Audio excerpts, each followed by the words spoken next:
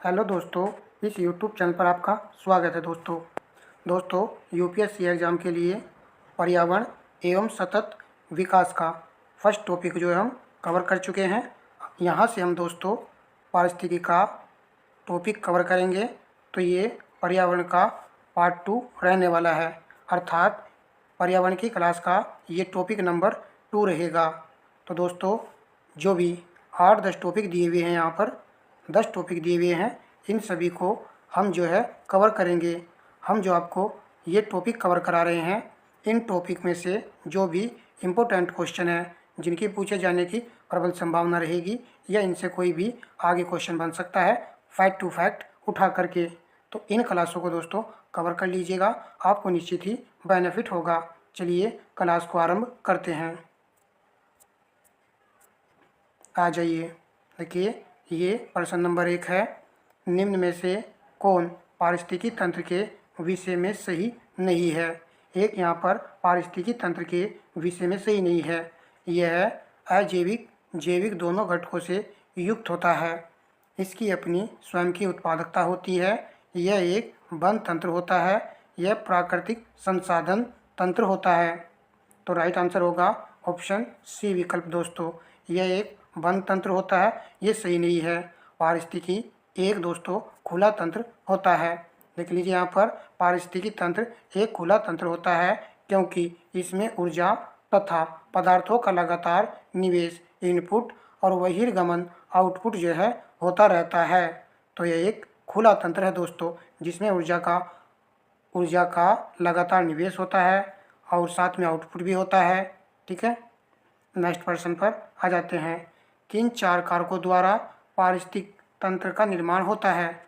वे आपको 4 कारक चुनने हैं जिनसे पारिस्थितिक तंत्र का निर्माण होता है। तो राइट आंसर है ऑप्शन सी विकल्प, अजैविक पदार्थ, उत्पादक, उपभोक्ता, वियोजक। यही वो 4 घटक हैं। तो राइट आंसर सी रहेगा। नेक्स्ट प्रश्न पर आते हैं। प्रश्न नंबर आपका 3 है। नीचे 2 वक्तव्य दिए गए हैं, जिनमें से एक को अभिकथन और दूसरे को कारण कहा गया है। अभिकथन ए और कारण आर। जीवमंडल एक खुला विवर्त तंत्र होता है। तो जीवमंडल जो है एक खुला तंत्र होता है, ये यहाँ पर से लिखा हुआ है। जीवमंडल में पदार्थ के प्रारंभिक निवेश के बाद पुनः नए पदार्थों का निवेश नहीं होता है, नहीं हो सकता, परंतु ऊर्जा के निवेश एवं बहिर्गमन पर कोई प्रतिबंध नहीं होता है।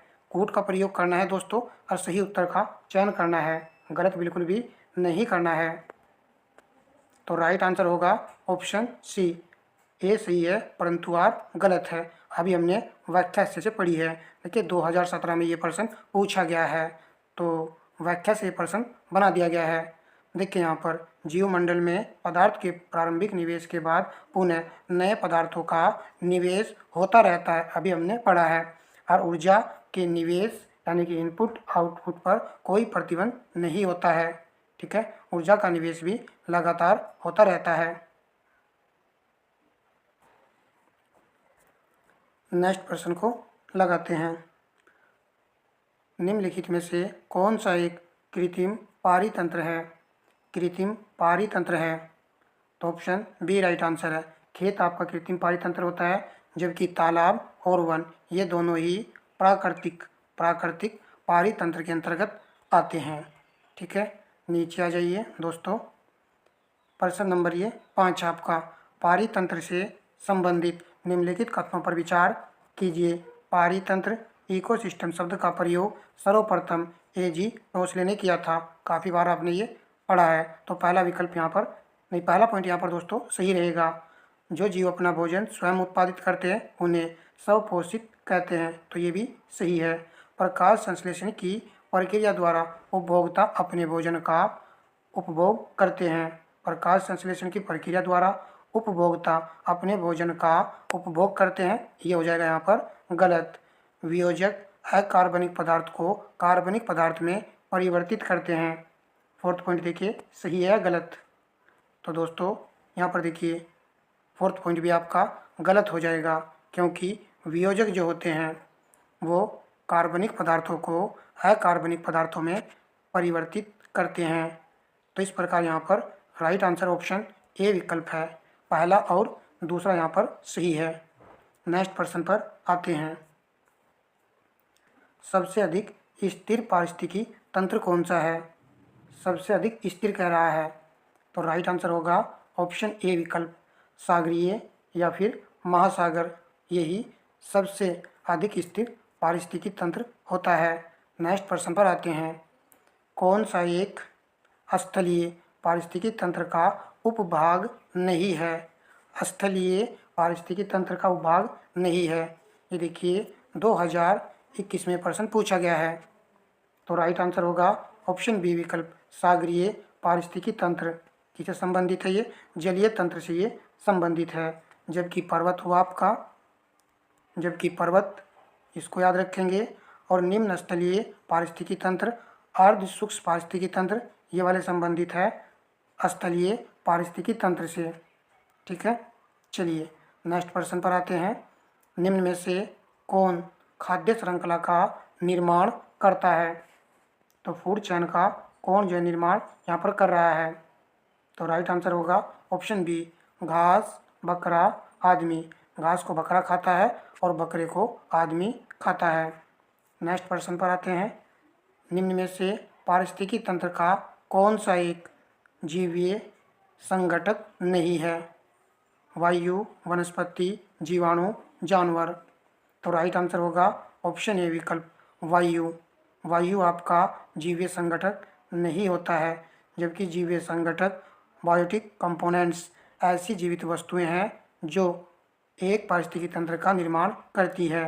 तो यहाँ पर जीवीय लगा हुआ है, तो जीवित वस्तुएं इसके अंतर्गत आनी चाहिए, जैसे कि जीवाणु, वनस्पति, जानवर, ये तो शामिल है, परंतु वायु में जीवन नहीं होता है। चलिए प्रश्न नंबर नेक्स्ट है। पारितंत्रों में खाद्य श्रृंखलाओं के संदर्भ में निम्नलिखित कथनों पर विचार कीजिए। कौन सा सही है, इसका चयन करना है। खाद्य श्रृंखला उस क्रम का निर्देशन करती है जिसमें जीवों की एक श्रृंखला एक दूसरे के आहार द्वारा पोषित होती है। खाद्य श्रृंखला एक जाति की समष्टि के अंतर्गत पाई जाती है। क्या ये सही लग रहा है आपको दोस्तों? खाद्य श्रृंखला उस प्रत्येक जीव की संख्याओं का जो दूसरों के द्वारा खाई जाती है निर्देशन करती है।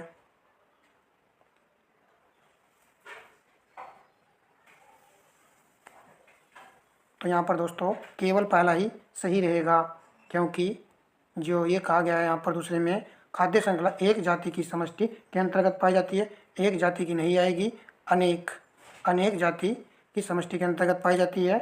और खाद्य श्रृंखला उस प्रत्येक जीव की संख्याओं का जो दूसरे के द्वारा खाई जाती है निर्देशित नहीं करती है। नेक्स्ट पर आते हैं। एक पारिस्थितिकी तंत्र में निम्नलिखित में से कौन सा प्राथमिक उपभोक्ता है? नीचे दिए गए कोड से सही उत्तर चुनिए। प्राथमिक उपभोक्ता कह रहा है चींटी, हिरण, लोमड़ी, बाघ। तो चींटी और हिरण आ जाएगा, पहला विकल्प सही होगा, जबकि लोमड़ी और बाघ यहाँ पर प्राथमिक उपभोक्ता के अंतर्गत नहीं आते हैं। नेक्स्ट प्रश्न पर आते हैं। निम्नलिखित युग्मों में से कौन सही सम्मिलित है? पर्वत सर्वाधिक अस्थायी पारिस्थितिक तंत्र, तो पर्वत तो नहीं होता है, हमने पढ़ा है। कौन होता है? महासागर। कौन होता है? महासागर होता है। अजैविक अवयव है जीवाणु, अजैविक नहीं होता है, ये जैविक होता है। हरे पौधे पारिस्थितिकी तंत्र का उदाहरण है, तो यही यहाँ पर सही है, सी विकल्प यहाँ पर राइट हो जाएगा। वर्षा, ग्लोबल वार्मिंग, नहीं ये नहीं आएगा। ग्लोबल वार्मिंग के लिए जिम्मेदार जो गैसें होती हैं CO2 होती हैं, अन्य भी आप जानते ही हो। चलिए नेक्स्ट प्रश्न पर आते हैं। निम्नलिखित में से कौन सा एक आहार श्रृंखला का सही क्रम है? तो आहार श्रृंखला का एक यहाँ पर सही क्रम दिया हुआ है। ए विकल्प चुनने वालों का सही होगा, डाइटम, क्रेटिशियाई, हेरिंग, यहाँ पर सही क्रम है। देखिए यहाँ पर थोड़ा सा देख लीजिए। डाइटम स्वपोषी होते हैं, क्रेटिशियाई शाकाहारी उपभोक्ता होते हैं, हेरिंग मांसाहारी उपभोक्ता होते हैं। इन्हीं का यहाँ पर सही क्रम पूछा गया था। पहले स्वपोषी आते हैं, फिर उसके बाद में शाकाहारी आते हैं, और शाकाहारी के बाद में मांसाहारी आएंगे। प्लीज़ दोस्तों आपसे रिक्वेस्ट है कि वीडियो को शेयर अवश्य कीजिएगा, ठीक है, शेयर ज़रूर कीजिएगा भाई, तभी एक अच्छा फीडबैक देखने को आपका मिलेगा। पारिस्थितिक तंत्र का एक प्रेरक बल होता है, पारिस्थितिकी तंत्र का एक प्रेरक बल होता है सौर ऊर्जा। तो डी विकल्प यहाँ पर सही है। नेक्स्ट प्रश्न को लगाते हैं। निम्न में से कौन सा सही सुमेलित है? जीवमंडल पारिस्थितिकी तंत्र में ऊर्जा का प्रवाह एक दिशीय होता है। तो ऊर्जा का प्रवाह दोस्तों एक दिशीय ही होता है, पहला विकल्प यहाँ पर सही रहेगा, अन्य को देखने की आवश्यकता ही नहीं है। नेक्स्ट प्रश्न पर आते हैं। किसी भी पारिस्थितिकी तंत्र में ऊर्जा का पिरामिड होता है। पारिस्थितिकी तंत्र में ऊर्जा का पिरामिड होता है, हमेशा सीधा, हमेशा उल्टा, शायद सीधा और उल्टा। क्या राइट आंसर रहने वाला है? तो ए राइट आंसर रहेगा, हमेशा सीधा होता है। ऊर्जा का पिरामिड हमेशा सीधा होता है, जबकि तालाब तालाब और आपका समुद्र, इनका पिरामिड दोस्तों हमेशा उल्टा होता है। इस चीज़ को याद कर लीजिए। नेक्स्ट प्रश्न पर आते हैं। जीवभार का पिरामिड किस पारिस्थितिकी तंत्र में उलट जाता है? जीवधार का पिरामिड किस पारिस्थितिकी तंत्र में उलट जाता है? वन, घास्य स्थल, शुष्क स्थल, तालाब। देखिए तालाब में हमने अभी बताया आपको कि इसका पारिस्थितिकी तंत्र जो है उल्टा होता है। बी राइट आंसर होगा। तो बी यहाँ पर राइट आंसर था। देखिए यहाँ पर स्थलीय पारिस्थितिकी तंत्र में जीवभार का पिरामिड सीधा होता है। स्थलीय में कह रहा है तंत्र में जीवभार का पिरामिड सीधा होता है, जबकि जलीय पारितंत्र में जैसे कि तालाब, समुद्र आदि में जीवभार या बायोमास का पिरामिड उलट जाता है, उल्टा होता है, ठीक है, इन दोनों में जो है उलट जाता है। नेक्स्ट प्रश्न पर आते हैं। यही पूछ लिया गया है, बायोमास का एक उल्टा पिरामिड किस पारिस्थितिकी तंत्र में पाया जाता है? तो अभी बताया हमने जलीय पारितंत्र में क्या होता है, उलट जाता है, परंतु यहाँ पर इसने देखिए यहीं से उठाया है बायोमास का पिरामिड। तो किस में? समुद्र में उलट जाता है। तो तालाब और समुद्र में क्या होता है? उलट जाता है, उल्टा हो जाता है। हम प्रत्येक फैक्ट को अच्छे से कवर कर रहे हैं दोस्तों। आपका रिवीजन जो अच्छे से हो जाएगा, बस आप इन क्लासों को देखते हुए चलिएगा। अच्छे से पढ़ते रहिए भाई, कहीं से भी पढ़िए, परंतु सॉलिड पढ़ते रहिएगा। नेक्स्ट प्रश्न पर आते हैं। जैववानिकी के संबंध में निम्नलिखित कथनों में से कौन सही है? इसका शाब्दिक अर्थ जीवन का प्रबंधन होता है। नहीं, ये गलत होगा। यह पारिस्थितिकी तंत्र का पर्याय है। तो ये सही यहाँ पर। यह प्राकृतिक तंत्रों के मूल्य पर बल देता है जो मानव तंत्रों को प्रवाहित करता है। तो सी विकल्प यहाँ पर सही है। ये यहाँ पर बिल्कुल राइट आंसर है। ये भी 2001 में पूछा गया था। प्रश्न नंबर नेक्स्ट है 2021 में पूछा गया आईएएस में। ये देखिए यहाँ पर, निम्नलिखित जैव भू रासायनिक चक्रों में से किस में चट्टानों का अपक्षय चक्र में प्रवेश करने वाले पोषक तत्व के निर्मुक्त होने का मुख्य स्रोत है? इंपॉर्टेंट क्वेश्चन है, याद रखेंगे। कार्बन चक्र, नाइट्रोजन चक्र, फास्फोरस चक्र या सल्फर चक्र चट्टानों का अपक्षय चक्र में प्रवेश करने वाले पोषक तत्व के निर्मुक्त होने का मुख्य स्रोत है। तो चट्टानों में फास्फोरस, ऐसे याद कर लीजिए। सी विकल्प यहाँ पर सही रहेगा। नेक्स्ट प्रश्न पर आते हैं। पारिस्थितिकी संक्रमण अवधारणा का सर्वप्रथम प्रयोग किया था? किसने जो है पारिस्थितिकी संक्रमण अवधारणा का सर्वप्रथम प्रयोग किया था? तो ये किया था बेनेट द्वारा। ये क्वेश्चन नंबर 23 है। तो 23वें प्रश्न पर हम आ चुके हैं। प्रश्न नंबर 24 है। एक मनुष्य के जीवन को पूर्ण रूप से धारण करने के लिए आवश्यक न्यूनतम भूमि को क्या कहते हैं? आवश्यक न्यूनतम भूमि को क्या कहा जाता है? तो उसको कहा जाता है पारिस्थितिकीय पदचाप।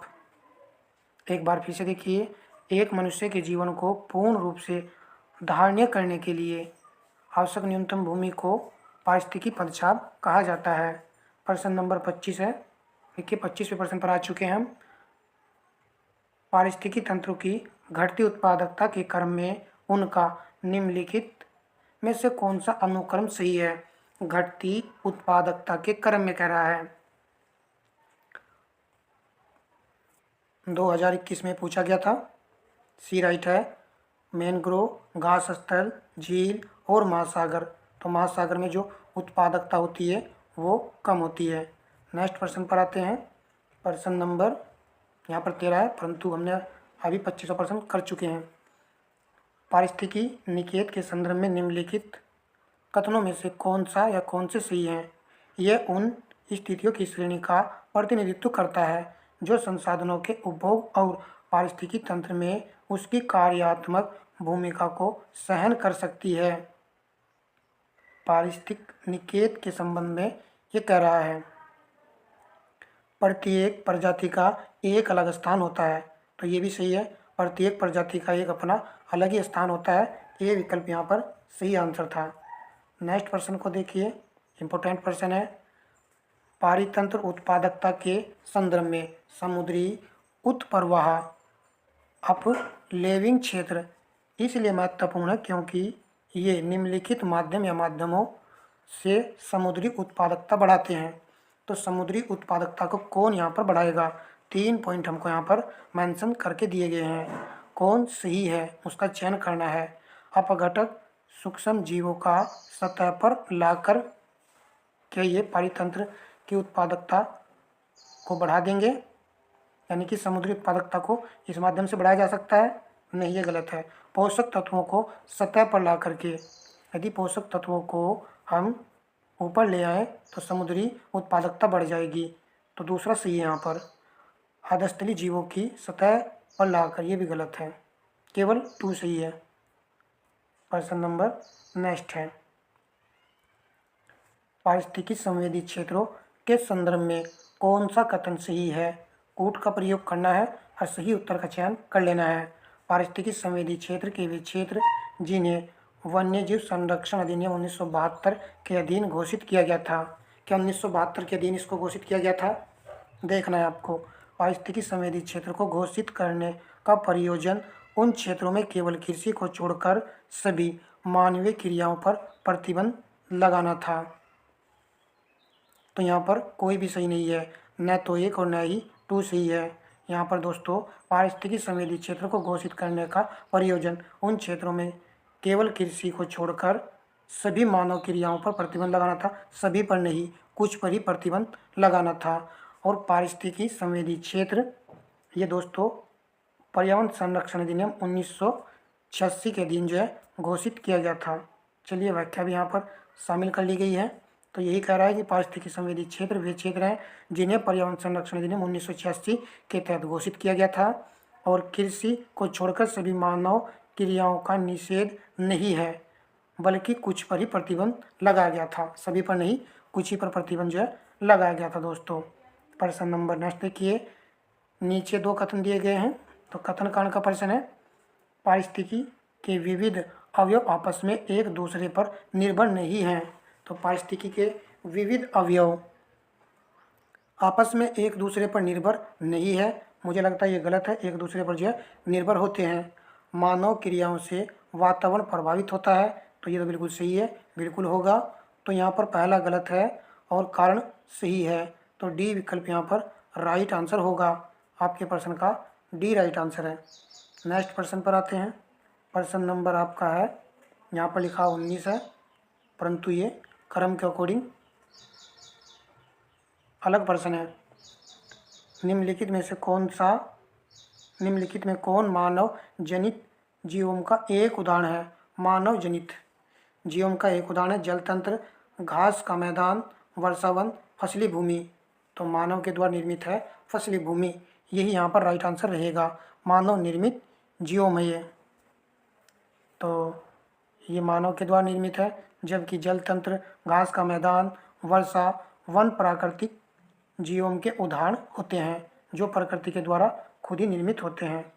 चलिए, ये प्रश्न नंबर हमारा 31 है। तो 31 प्रश्न ही इस क्लास में थे दोस्तों।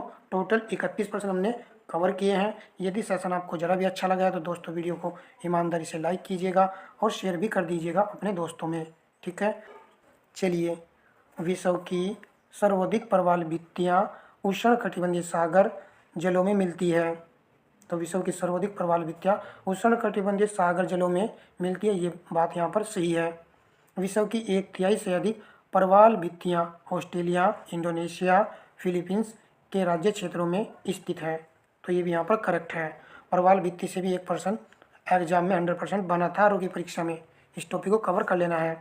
उष्णकटिबंधीय वर्षा वनों की अपेक्षा प्रवाल भित्तियाँ कहीं अधिक संख्या में जंतु संघों का परपोषण करती हैं। तो ये भी यहाँ पर करेक्ट ही है। तो डी यहाँ पर राइट आंसर है। उष्णकटिबंधीय वर्षा वनों की अपेक्षा प्रवाल भित्तियाँ कहीं अधिक संख्या में जंतु संघों का परपोषण ये करती हैं। और इन तीन देशों को याद रखना है। ऑस्ट्रेलिया में सबसे ज़्यादा प्रवाल भित्तियाँ पाई जाती है, फिर इंडोनेशिया, फिलीपींस, 3 राज्यों में 1/3 से अधिक प्रवाल भित्तियाँ देखने को मिलती है। तो ठीक है दोस्तों, इसका जो नेक्स्ट टॉपिक है उसको नेक्स्ट क्लास में कवर कर लेंगे। जो भी इम्पोर्टेंट क्वेश्चन है उन सभी को कवर करते हुए चल रहे हैं। आपका बेस्ट जो है रिवीजन हो जाएगा। इसलिए समय रहते हुए हमारे यूट्यूब चैनल पर जो भी वीडियो अपलोड होती रहेंगी उन सभी को दोस्तों वॉच आपको करते रहना है। निश्चित ही सफलता मिलेगी। ठीक है दोस्तों, धन्यवाद दोस्तों।